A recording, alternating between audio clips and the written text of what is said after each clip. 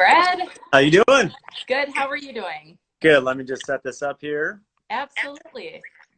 Well, thank you for joining us today. And as we have everyone joining, we'll do some brief introductions. For those who haven't joined us before, welcome to Kohler at Home, a relatively new series that we have started to help make sense of the very strange time that we're in this world.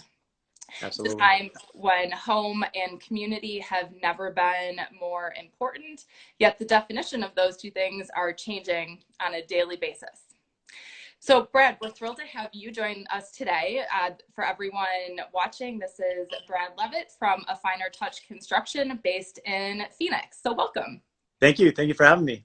Absolutely. First things first, how are you doing? How is your team doing in this very crazy world? Yeah, it is pretty crazy, as most of us know. And, you know, we've been pretty fortunate. We're here in Scottsdale, as you mentioned, in the Phoenix area. And, you know, fortunately for our state, we are considered essential. So we're still working, but we do have, you know, different limitations on what we can do as far as, you know, staff on site, manpower, and then some of the safety measures that, you know, that is most of us are practicing and that OSHA is having us do as well. So that has changed a little bit about what we're doing. And we do have some of our staff, I'm here in my office, but some of our staff is working from home. So we've, you know, spaced them out just to be as cautious as we can. That makes a lot of sense. A lot of, you know, plumbing is considered essential in a lot of states as well. But those of us that can work from home are, so you're currently seeing me from my house. Yep. I can see that in the backdrop, right? Okay, sounds good. You know, one of the questions that we do like to ask, people have been spending more time than ever in their homes. So what's your favorite thing about being at home?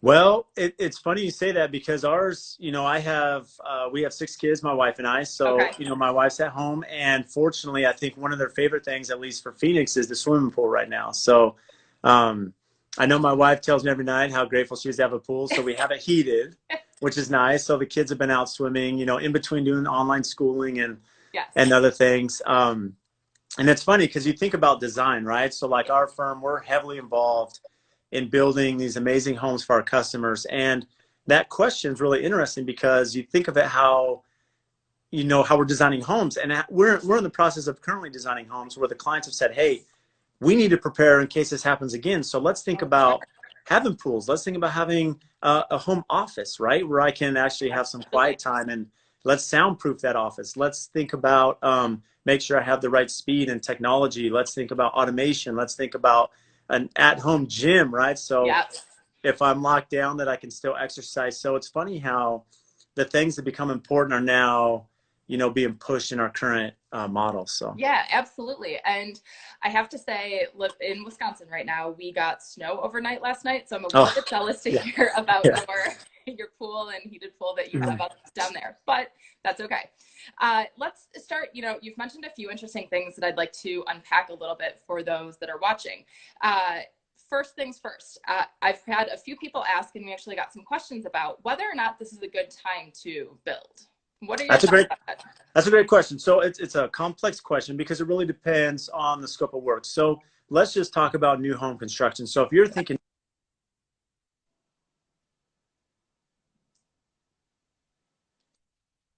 oh, there we go. I was just going to say. Sorry. Someone was calling me. So, you know, that's the one thing. But the one challenge we have is, or had for a while, is the labor shortage. We all know that in construction there was labor and product, and we're trying to get all this stuff done. Well, what we needed for a while was this, you know, equilibrium. We needed a little reset here, and that's happened. And I think that's good in some ways because now we can be more strategized in the projects we're taking on and helping our clients. And then it's also helped reset some of the pricing that's out there. So we've seen a reduction in cost for a lot of our projects, and our clients are super excited about that. So, you know, from new home construction, I think there's a lot of advantage thinking through this process now and catering your design to your lifestyle and to this current condition, and how can you better be prepared for something in the future, maybe with a bigger pantry and storage or backup generator that we can talk about later. But you know, all these little things come into play. It's a great time. And even as a remodel, we actually just finished a remodel, and so we're super conscious of our client. It's, you know, who's coming in their home, making sure everyone's healthy, you know, disinfecting the house, cleaning the house regularly for them. So all these little things come into play. So reality is remodel is still good if you're able to move out and live remotely. But you definitely right now probably don't want to be at home with everyone in your house. Yeah, that makes a ton of sense. Going back to people who decide they want to take on a project and maybe it's new construction right now, what are some of the big things that those people should be considering when approaching a new project? That's a really good question. So one thing that we are adamant with our clients about, it's super important to get the team together from the beginning. And what that means is make sure, that you have an architect, you have a designer, and you have a builder. You know, there's always been this protocol or notion, if you will, that, hey, I'm going to meet with my architect, I'm going to design this house, I'm going to send it out to 3 bids, right, and see what it comes in at. Yeah.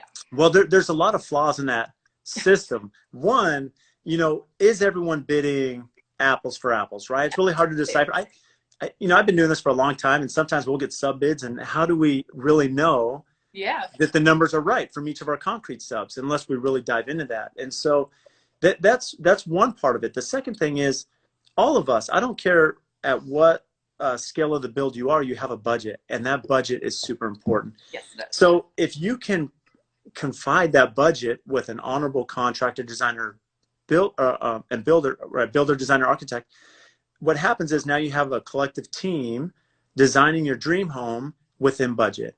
And so there's 3 checks there, right? That they're all checking the amounts and the budgets and upgrades. And so you can keep that budget in line.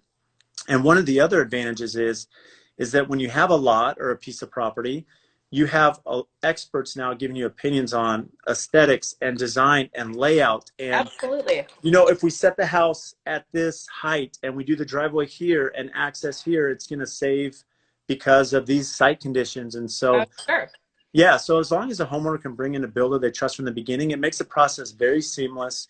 It's a lot quicker, and it typically comes within budget. So for those who might not have used an architect or a designer before, I think most people understand for new construction you're going to need a builder. Can you speak a little bit about what those other trades bring and then how you work together? That's a great question. So there are some companies, to your point, that are maybe design build, and so they actually have in-house architecture, in-house design, and you're doing that anyways. But in most cases, it's a team approach. And so what would happen is that you need an architect that's going to do their main job is they're going to look at the site and they're going to lay out the house. So they're going to understand, okay, how many square feet, how many bedrooms do you need, right? Do you need a living room, a dining room, like all these little questions that go into that. And then they're going to come up with a floor plan. So they're going to lay out the floor plan. And then they're also going to do the elevation. So they're going to design what the house will look like if you're standing out in front. They're also going to design the ceiling heights and, how tall that home will end up being. And so all those elements are important for the architect. Now, the designer is super important because, especially at the beginning, now the designer is going to have an aesthetic appeal, right? They're going to start looking at, where does the door open to the bathroom? Are you looking straight at the toilet when you open the bathroom, right? Because the architect's thinking outside in and the designer's thinking inside out. So they're going to start thinking about, walkways and spacing and where are we putting our appliances in the kitchen? How are you working and living your day-to-day life? And then they're also looking at selections. So they're looking at the stone and exterior siding or stucco or whatever maybe you're doing on the outside.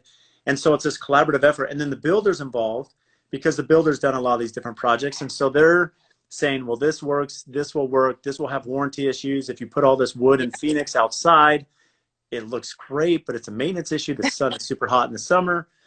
So all these little things, you need that, just that cause and effect, that, that balance. And so that's important. And then the builder will bring that expertise saying, well, if we do this span for a multi-slider for this indoor-outdoor space, it could drive the cost because we have to do steel beam in lieu of a wood, beam. And so there's all these little things that the team can help with, and they offer different expertise. And then, and so hopefully that gives you a good understanding. I think that's a really good picture, and it helps paint a picture of how complementary all of those partners are. And I think the value that you get from bringing everyone together, especially at the front end of a project.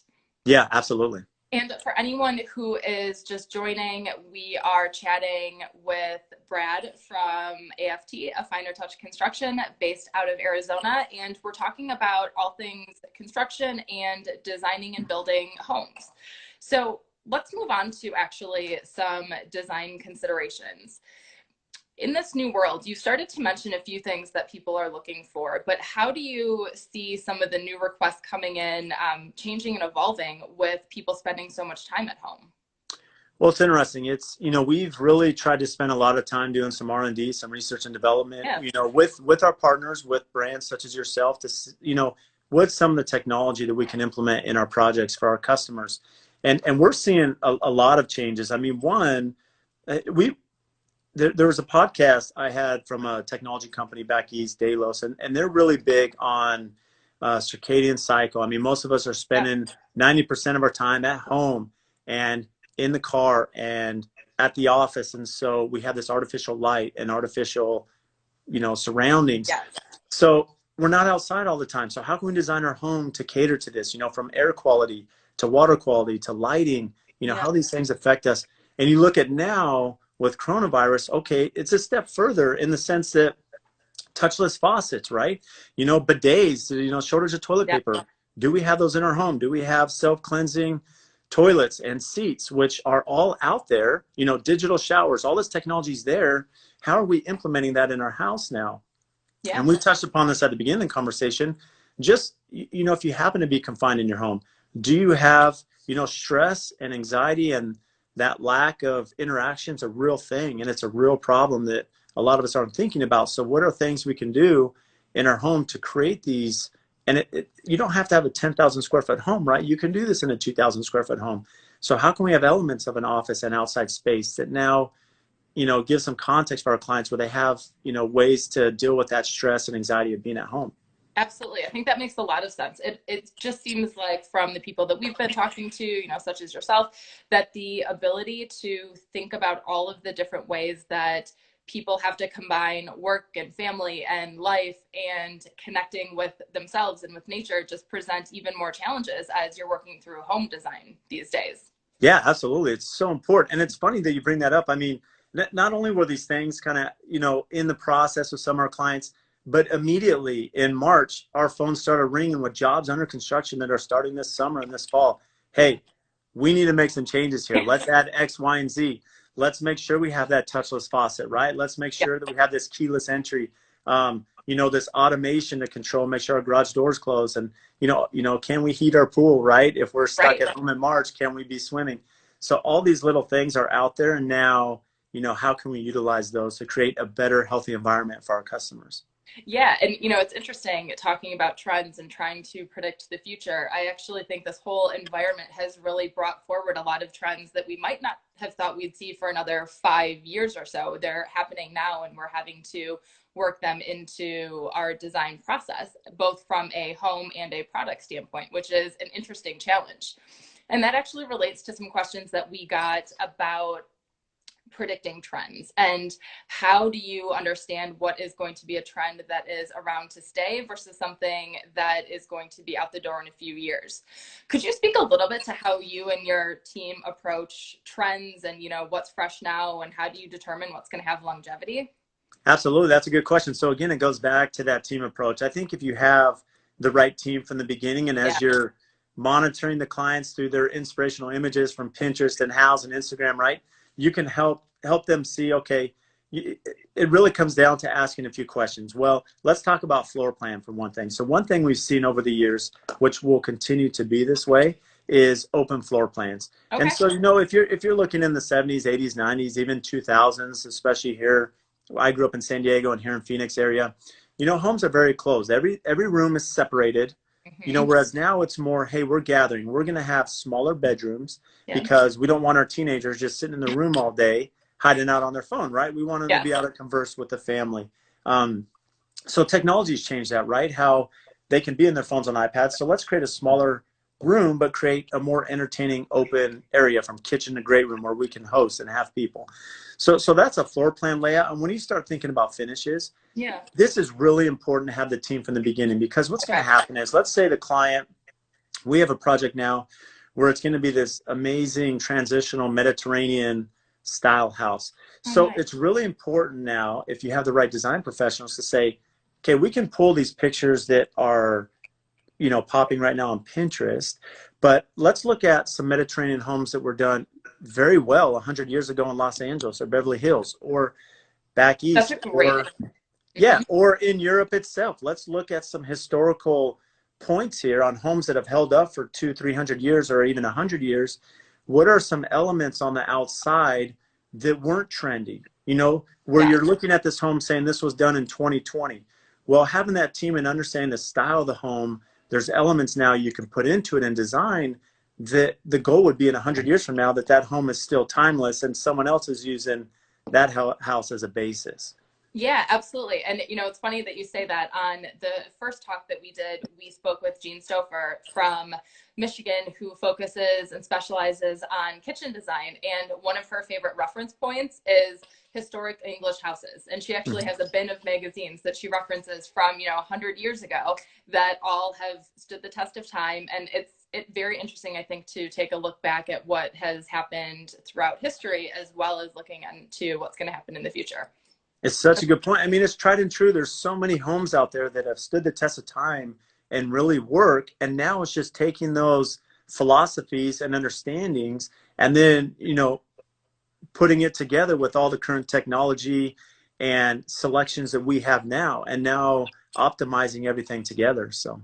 Yeah, absolutely. And let's stick on technology for a minute, because I know you do put a lot of technology into your homes, and that's something that's been a really big focus for you.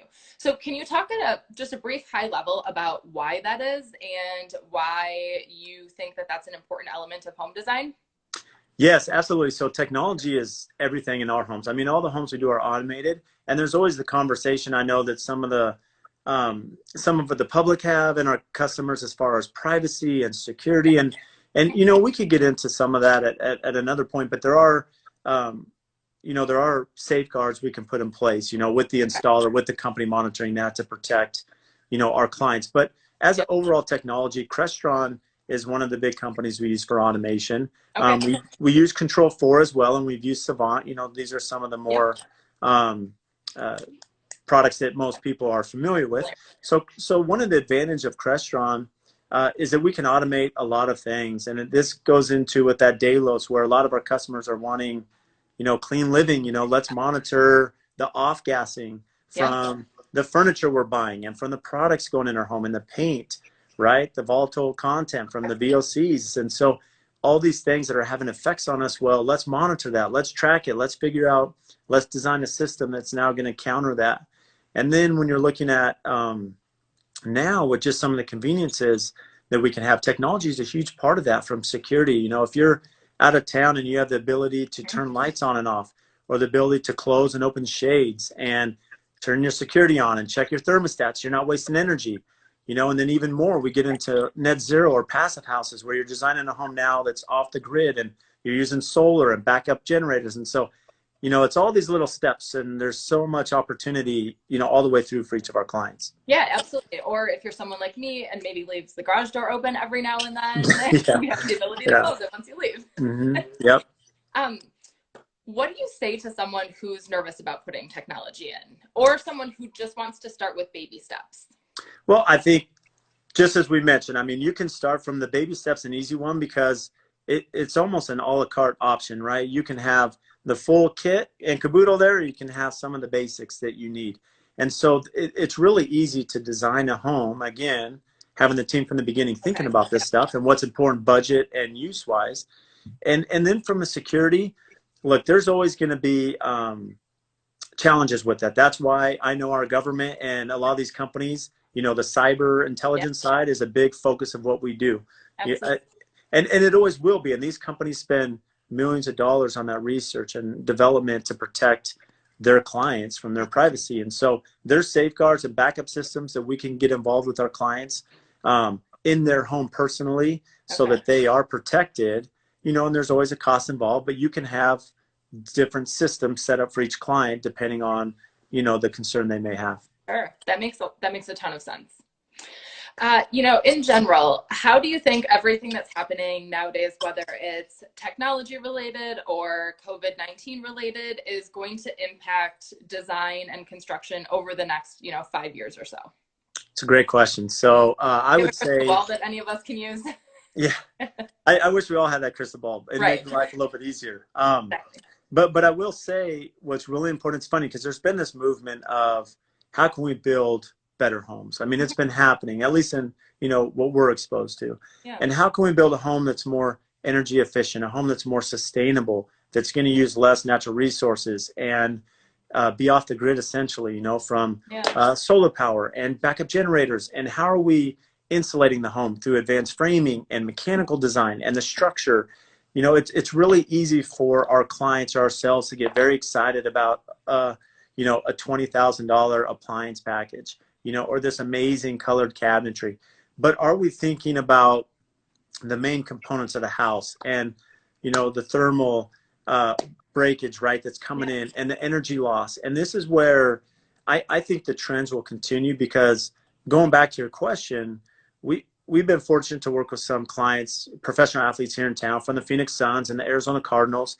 And immediately when this happened, they called and said, Brad, we need some quotes to get some backup generators. We're not sure what's going to happen. So let's get that going. So we started working on that for them as a little add-on. These are people that already have their homes, so we can add on and figure out how to conserve that energy, right, and store it. And we have projects now. We have one breaking ground this fall. It's going to be a true net zero project off the grid. It's not going to use any resource. I mean, it's going to utilize, it's going to take the solar power that we get here in Phoenix, and it's going to store that. Okay. And we're going to design the home with quad glaze, 4 glaze windows to help with the energy loss. And it's, it's a very precise design that will now help this customer and others use less resources, right? And that's our goal as a builder, is how can we now, construction seems to be always behind a little bit. How can we catch up to some of these other tech companies and, the manufacturing and cars, vehicles, to now get product that's more energy efficient? Yeah, absolutely. There's been a lot of really interesting conversation lately, I think, actually around one of the last things you were just saying about how, you can be in the tech industry and work in home design and construction because there's so much tech happening there. You don't have to just go work for one of the large tech companies out on one of the coasts, which I think is an interesting thing for people to consider. Yeah, it's changed a lot. And technology's changed that, right? It used to always be coast driven, right? And now you see in the Midwest and in the South and in Phoenix, like, a lot of tech companies have moved here. There's a lot of research being done here, and there's a lot of opportunity all throughout the country and throughout the world, essentially, that these products are happening. And, brands such as yourself that are looking at, hey, we're at the forefront of this, and now let's optimize this and put these in the homes, to give our clients, just a better way of living. Yeah, absolutely. All right. One final question for you that I'd like to wrap up with everything that you and your teams have to think about these days and the balance of trying to make work and life fit today. How do you relax when you're at home? Hopefully take the time to do that. Yeah, it's tough.